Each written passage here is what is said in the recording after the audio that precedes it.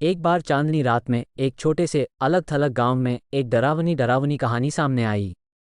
ग्रामीणों ने एक भयावह किंवदंती के बारे में बात की। एक प्रतिशोधी आत्मा जिसे द रेत के नाम से जाना जाता है, जो प्रेतवाधित जंगल की छाया में छिपी हुई थी। जैसा कि किंवदंती है, बहुत समय पहले अलारा नाम की एक शक्तिशाली जादूगरनी के साथ ग्रामीणों ने अन्याय किया था, जिन्होंने उस पर जादू टोना करने का आरोप लगाया था। अपने क्रोध और दुख से प्रेरित होकर उसने गांव को शाप दिया और अपने वंशजों से बदला लेने के लिए कब्र से लौटने की कसम खाई। वर्षों बीत गए और ग्रामीण भय में रहते थे, भयानक दृश्यों और अजीब घटनाओं के बारे में कानाफूसी करते थे। दरवाजे अपने आप चरमराने लगे और रात भर भयानक फुसफुसाहटें गूंजती रहीं। कुछ ग्रामीण बिना किसी निशान के गायब हो गए, जिससे भय और बढ़ गया। ग्रामीणों में लिली नाम की एक बहादुर युवती थी। सच्चाई को उजागर करने के लिए दृढ़ संकल्पित होकर उसने गांव के काले इतिहास को खंगाला। मंत्रों की एक प्राचीन पुस्तक के साथ वो दव्रेत का सामना करने और अभिशाप को तोड़ने के लिए निकल पड़ी। निषिद्ध जंगल में गहराई तक प्रवेश करते हुए लिली का दिल तेजी से धड़कने लगा, क्योंकि भयानक धुंध ने उसे घेर लिया था।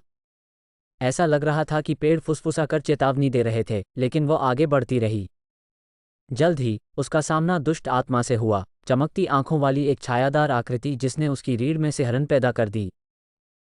कांपते हाथों से लिली ने दव्रेत को भगाने के लिए जादू शुरू किया, लेकिन आत्मा ने जवाबी कार्रवाई की और अंधेरे का एक भयानक तूफान खड़ा कर दिया।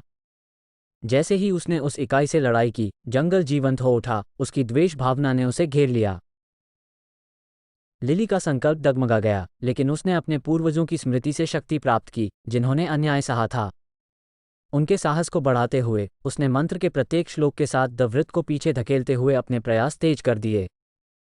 अंततः प्रकाश के एक चकाचौंध विस्फोट के साथ अभिशाप कमजोर पड़ने लगा।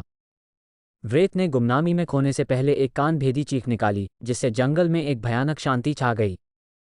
अभिशाप टूट गया और गांव को राहत की अनुभूति हुई, ये जानकर कि वे दव्रेत की प्रतिशोधी पकड़ से मुक्त हो गए हैं। लिली एक नायक बन गई, जिसका सभी ने सम्मान किया, और भुथा गांव में शांति बहाल हो गई।